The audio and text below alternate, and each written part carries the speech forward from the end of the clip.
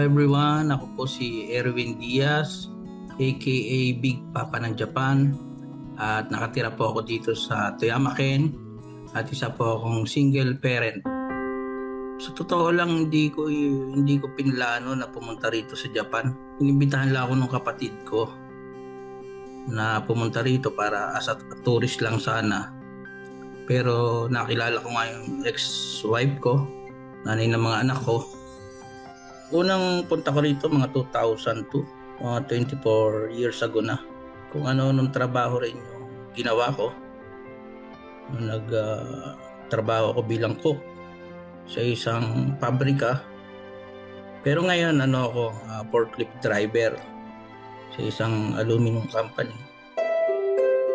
13 years ago na single parent ako. Naalala ko 2 months old pa lang yung baby ko noon, pinakabunso, nung naghiwalay kami. Siguro masasabi ko na lang maayos naman yung paghihiwalay namin.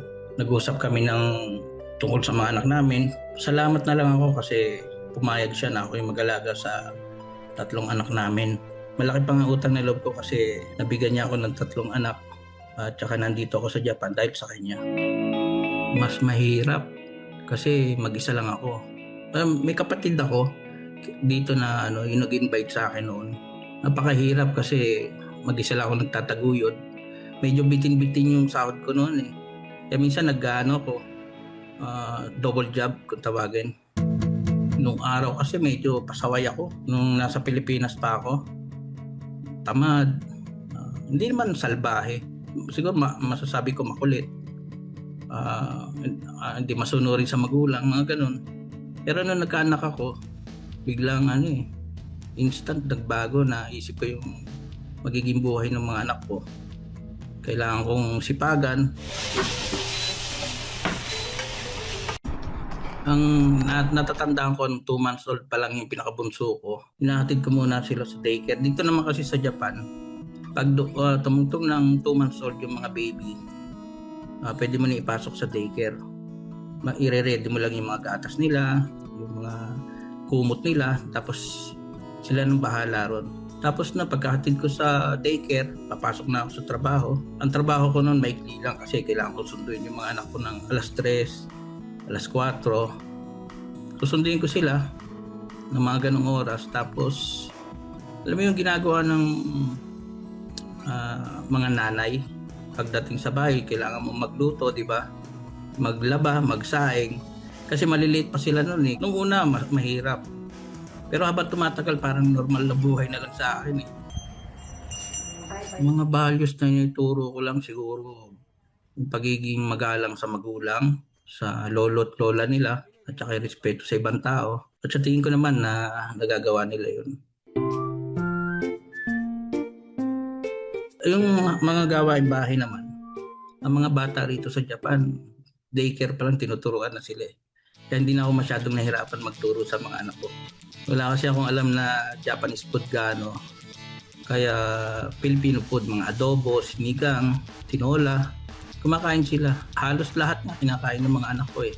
Kaya yung mga nakakapanood, natutuwa sila. Walang tinatanggihan yung mga anak ko sa pagkain eh. Kaya siguro swerte na lang din. Sa experience ko lang yung pasensya, mas sinabahan ko pa. Kasi mga bata, hindi nila alam pagano kung ang ginagawa nila.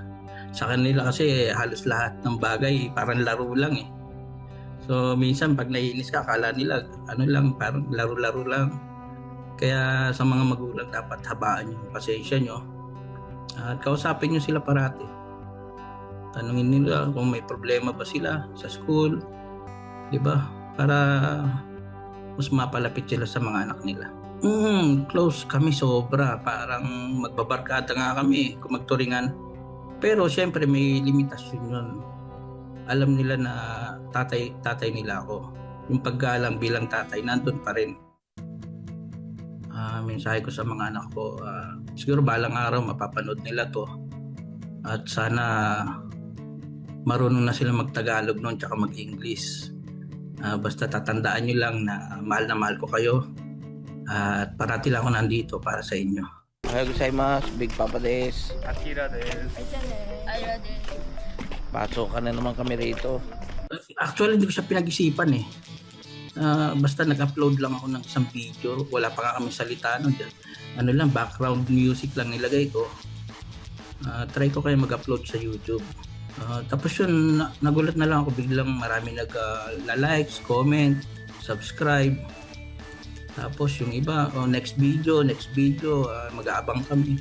Pinaka tumatatak sa akin pag sinasabi nila na nagiging inspirasyon sila yung buhay namin sa kanila. Yung iba naman, yung tatay ko nakikita ko sa'yo, natutuwa ako sobra, at parang mas lalo akong nagpupursige na ipakita yung buhay namin dito dahil sa mga ganong comment. Sa financial talagang napakalaking tulong. Hindi na ako magpapaka-plastic. Napuputulan ako ng kuryente nung araw, ng tubig, yung apartment namin, naiipon. Pero dahil sa pagbablog, syempre nakakatulong yun. Nakakapagbayad na ako on time. Hindi na kami napuputulan. Minsan, pag wala akong kausap, kinakausap ko yung mga subscriber namin. Kay Nicole Ventura, dito po si Akira. Kaya yung mga comments nila halos nire-replyan ko kasi malaki rin yung natutunan ko sa mga comments nila. Kumukuha rin ako ng mga payo. Makikinig naman ako sa kanila. Ayaw ko maranasan nila na maging single parent sila katulad ko. Kasi napakahirap. Wala silang katuwang sa buhay. Yun ang sa tingin ko ayokong maranasan nila. Ayokong gayahin nila ako. Yung matuto silang tumayo sa sarili nilang paa. Huwag silang umasa sa ibang tao. Kaya yun, maging masipag sila sa trabaho. Yun lang yung parati ko sinasabi. Sa totoo lang, ewan ko kung maniniwala. Wala na akong pangarap para sa sarili ko. Ang pangarap ko na lang para sa mga anak ko eh. Kasi para sa akin, naranasan ko na lahat ng dapat kong maranasan. Hindi naman ako nag-aangat na maging super yaman. Gusto ko lang maging maayos yung mga anak ko. Yun lang siguro pangarap ko sa mga anak ko. Ako po si Erwin Diaz. Mabati po sa inyo ng Happy Father's Day. Lalo na po sa lahat ng mga Pilipinong tatay.